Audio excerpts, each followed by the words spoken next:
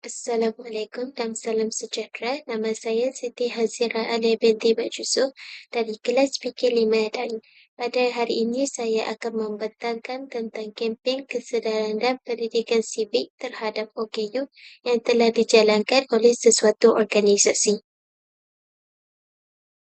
Nama organisasi yang telah menjalankan kempen tersebut ialah Persatuan Orang Pekat Malaysia ataupun kita lebih kenali sebagai MFD yang merupakan organisasi yang memperjuangkan hak komuniti pekat di Malaysia.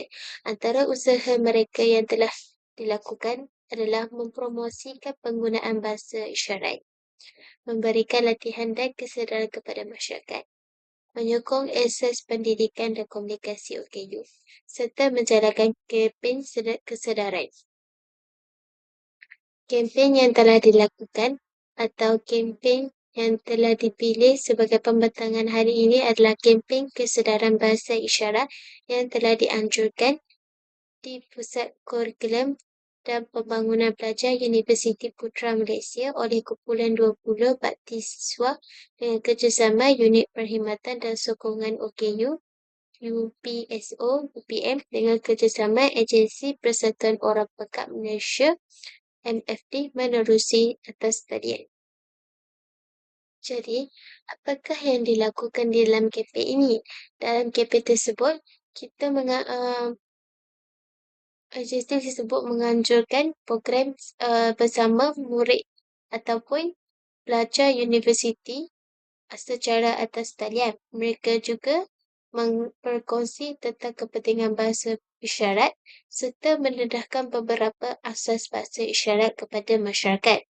Ini adalah untuk meningkatkan tentang keperluan komunikasi OKU pendengaran terhadap pelajar, iaitu kita berfokus kepada golongan muda.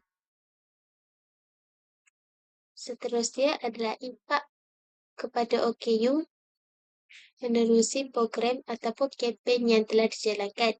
Melalui kempen yang telah dijalankan, kita bantu orang ramai ini meningkatkan kefahaman masyarakat terhadap komuniti pekat. Jadi, tiadalah isu OKU itu terpinggir lagi ataupun kita sebagai insan biasa ni tidak dapat berkomunikasi dengan mereka.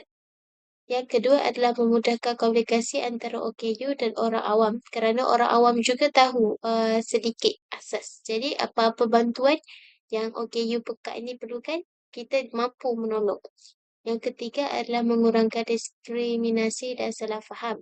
Kadang-kadang orang awam ni tidak faham yang bukan golongan OKU pekat ni tidak mahu bercakap, tapi kadang-kadang mereka salah tafsir sebagai mereka ni sebagai sombong. Sedangkan mereka itu agak susahlah nak berkomunikasi tanpa guna bahasa isyarat tadi. Yang keempat adalah meningkatkan keyakinan dari OKU.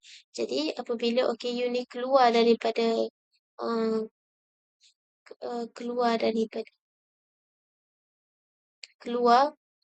ke tempat orang ramai, jadi mereka rasa selamat kerana mereka boleh berkomunikasi.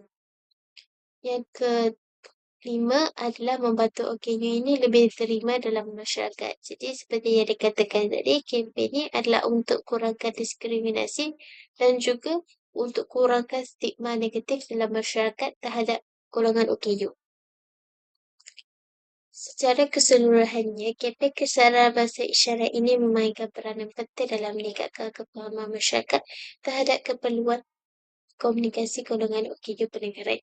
Melalui inisiatif yang dijalankan oleh Persatuan Pekat Malaysia, Orang Pekat Malaysia, MFT bersama pihak universiti, masyarakat didedahkan kepada kepentingan bahasa isyarat sebagai medium komunikasi yang inklusif. Usaha ini bukan sahaja membantu mengurangkan jurang komunikasi, malah turut memupuk sikap empati, hormat dan perhatian dalam golongan ramai. Oleh itu, semua pihak perlulah memainkan peranan dalam menyokong usaha sebegini agar golongan OKU ini tidak terus terpinggir dalam masyarakat orang ramai. Jadi, saya Siti Hazira Ali binti Mat Yusof mengundurkan diri. Sekian, terima kasih.